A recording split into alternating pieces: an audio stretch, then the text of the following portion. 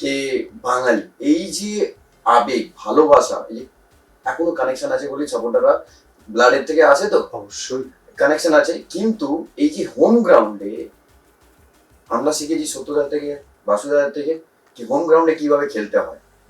এই যে প্লেয়ারদের চাগানো, এই যে প্লেয়ারদের মধ্যে এই জার্সির মানেটা কি, এটা বলছে আমার অসাধারণ, একদম পারফেক্ট, ঠিক আছে। পারফেক্ট।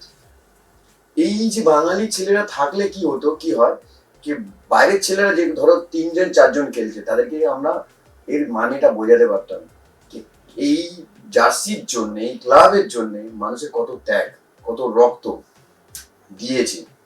এই জিনিসটা অফকোর্স সাপোর্টার আসবে, লোক দেখবে এই ম্যাচে চ্যাম্পিয়নশিপ দুটো টিমই যে জিতবে সেই চ্যাম্পিয়ন হবে, অফকোর্স ফুল স্টেডিয়াম হবে, কিন্তু পাড়ায় পাড়ায় সেই চায়ে আড্ডায় হবে না।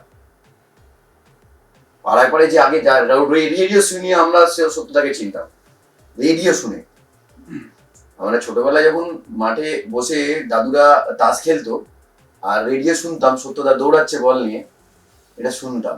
তুমি বলছো আমারও ঠিক একদম সত্যিকারের লাগছে। কিষানুদাকে কিন্তু আমরা টিভিতে দেখে চিনিনি, রেডিও শুনে ফিলিংসটা, কানেকশনটা, এই যে বাঙালিদের বাঙালির মধ্যে একটা কানেকশন ছিল না, এই কানেকশনটা এখন কমে গেছে।